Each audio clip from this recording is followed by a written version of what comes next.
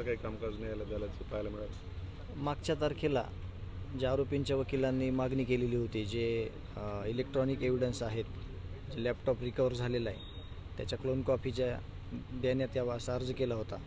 तर मागच्या वेळेस दोन्ही पक्षाचे वकील, आरोपी आणि फिर्यादी पक्षाचे वकील दिवसभर थांबून देखील टेक्निकल अडचणीमुळं ती गोष्ट देता आली नव्हती.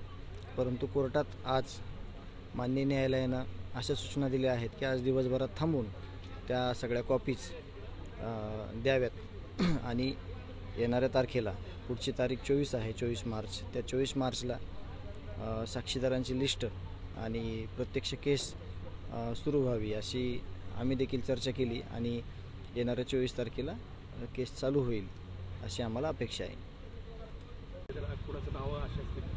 नाही, ते सगळं बंद झालं.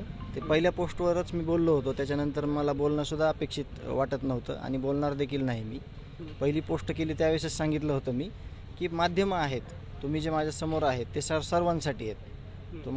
तुम्ही एक ह्याचा स्तंभ आहे तुम्ही, तर त्याच्यामुळं त्याला पूर्ण फ्रीडम आहे सगळ्या गोष्टी बोलायच्या. परंतु सगळं बंद झालं ते, म्हणूनच मी म्हणत होतो की फक्त पोस्ट करण्यापेक्षा एक कॉन्फरन्स घेतली तर लोकांना कळलं हे सगळं कसं घडलं, कुणामुळं घडलं आणि कुणाचं एवढं पाठबळ होतं. परंतु ते सगळं बंद झालं आणि मला हे माहीत होतं, म्हणूनच मी सांगितलं होतं की हे थांबणार आहे, म्हणून मी एका शब्दात, एका वाक्यात सगळा विषय संपवलेला होता. पण काय याच्यामागचं नेमकं करणार? नाही, गणित असू शकतं ह्याच्या मागं, कारण का काही गोष्टी अजून जरी पेपरवर आलेल्या नसल्या, काही गोष्टी कोर्टात आलेल्या नसल्या तरी त्या अस्तित्वात आहेत आणि त्या आम्ही वेळोवेळी आमच्याकडून त्या व्यक्त देखील होतो, त्याचे पुरावे देखील देतो. त्याच्यामुळं त्याच्यामध्ये खूप गणित असणार आहे, मधलं गुपित पण असणार आहे. पण ते का थांबलं आहे किंवा का थांबवलं आहे हे आपल्याला सांगणं कठीण आहे. नाही, तपास अधिकाऱ्यानं जे काही त्यांचा तपास चालू आहे तो गुपित तपास आहे. तो जर सांगितला तर आरोपी कदाचित ज्या गोष्टीच्या म्हणजे ज्या चुका केलेल्या आहेत त्यांनी त्या परत चुका तशा न करता अजून शातीरगिरीनं वागू शकतो, म्हणून त्यांनी माझ्याशी बोलणं टाळलेलं आहे. परंतु तपास चालू आहे आणि त्याची जो आढावा आहे तो आढावा देखील पोलीस यंत्रणेने CIDने घेतलेला आहे. मी कोर्टातच होतो. आरोपीचे कोणी नातेवाईक कोणी वारले त्याबद्दल जे काही अर्ज आलेला आहे त्यावर निकम साहेबांनी सांगितलं की कायदा व सुव्यवस्थेचा विषय आहे.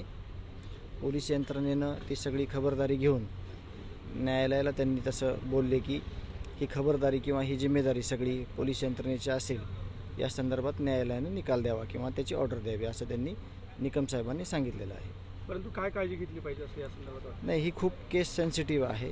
ही केस महाराष्ट्राची आहे आणि मागच्या 1 वर्षापासून, 1.25 वर्षापासून सगळा महाराष्ट्र बघतोय हे किती खालच्या पातळीचे आरोपी आहेत, आरोपीचं समर्थन करणारे किती खालच्या पातळीचे आहेत आणि जर यदा कदाचित कायदा व सुव्यवस्थेचा विषय निर्माण झाला तर त्याला जिम्मेदार कोण, हा विषय माझ्या दृष्टिकोनातून मी व्यक्त होतो आणि जे काही निर्णय आहे तो न्यायालयीन आहे. त्याच्यामुळं माननीय न्यायालय याचा निर्णय देईल.